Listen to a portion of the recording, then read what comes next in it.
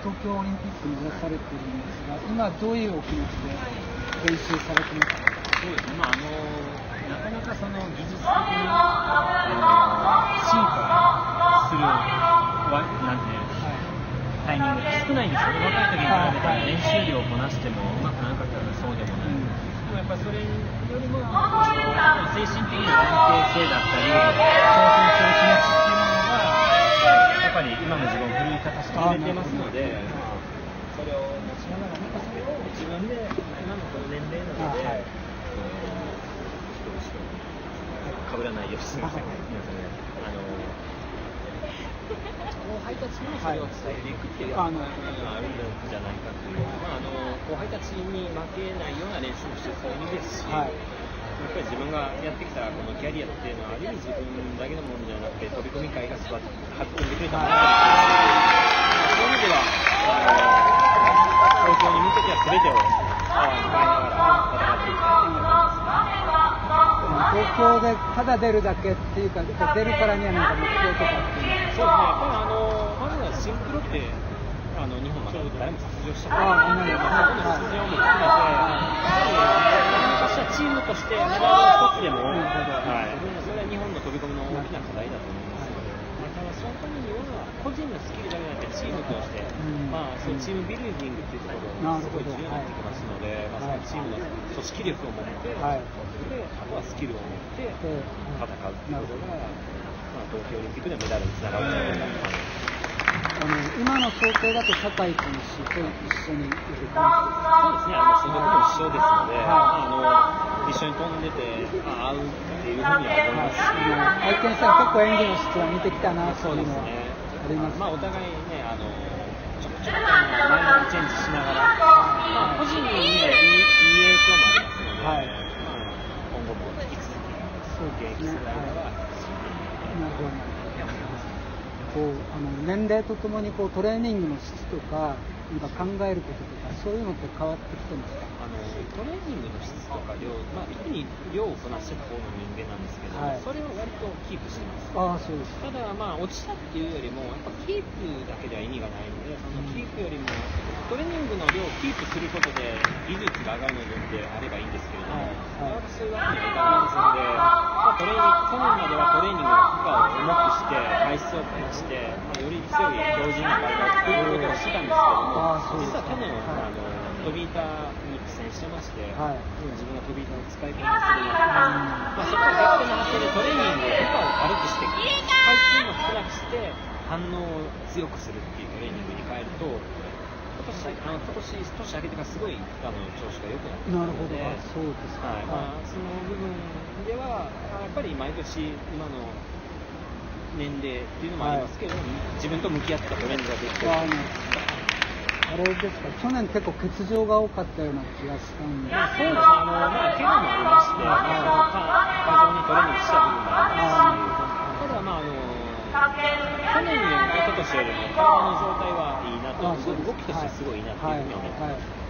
今日は2位だったんですけど、今日のパフォーマンスは自分ではどう？実は長年この復帰してから6年ぐらいなんていうかな、付き合ってきた自分の助走、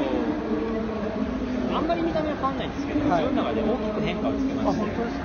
要はジャンプするステップのところを相当大きくしたんですよ。幅を。そう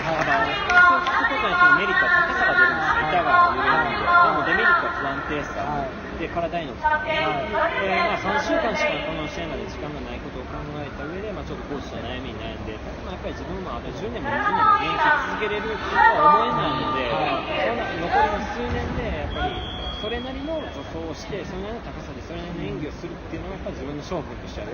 合ってないと思うので、もうリスクを取ってでも、より自分の一番いい演技っていうものを目指すような考えになって、この予選に取り組む。予選はちょっとだけ緊張したんですよ。ちょっと2、3週間しか練習できてないので、でも決勝では決勝良かったです。大体先端そうですね。ただ高さが出たって今度はコントロールする力がまだちょっとそのないので、それをちょっとこれから高めていく。すると内率も上げれると思いますし、今後輩も迫ってきてるので、後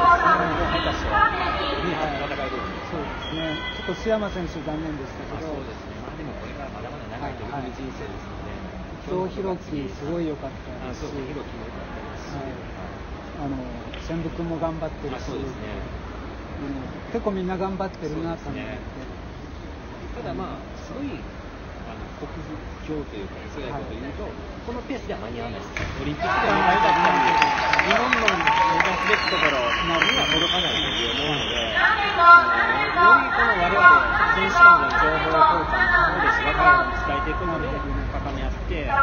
の取り組みの強さを証明できるものを作らないといけないなというふうに思います。寺内さんご自身の後輩を育てるっていうよりは、自分が常に先頭に立ってこうやってみせてるみたいな。そうですね、今は現役ですので、ことは多く語るよりもやっぱり背中を見てもらうしかないっていうのを、真面目に取り組んで練習にも残していくというのがもう自分のスタイルですから、健康管理みたいな、病気しないとか、こう早めに治すとか、そういうところはどういうことに気をつけたらですか？普段のもやっぱり食事もそうですし、サプリメントの取り方、自分はスポンサーの中に栄養管理士がいてくれてますので、そういう人にメニューを提示してもらったりとか、今の自分のメニューをお伝えして、今の体調とか、筋肉の質に合ったものをちゃんと、フィードバックしてくれますので。体重の管理ですとか、そうですね、それはもう、大体ここっていうベストがありますので、そこに向けて。なんとなく前より少し痩せられた感じそうですね、絞った部分もあるし、去年は実は日本選手権の時絞りすぎて板が踏めなかったりとか、その辺のコントロールはこの年になっても発見はまだまだ。オリンピックでこの技を決めてやりたいとか、そういうのってありますか？いや、世界の選手はもっとすごいものを飛んでるので、自分のオリジナルっていうのはないですけれども、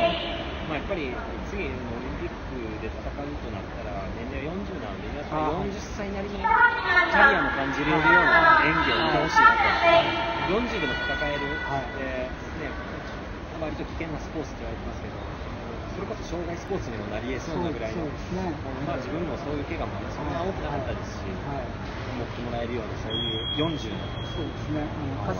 スキーの葛西選手みたいなレジェンドにぜひなって、そうですね、頑張ります。今日はちょっとありがとうございます。とんでもないです。またぜひ頑張ってください。ありがとうございます。皆さん、本当にが好きでいらっしゃる方のおかげで僕らも頑張れる部分もありますし、サポートがありながらやれてると思いますので、今後とも引き続き、ありがとうございます。ありがとうございました。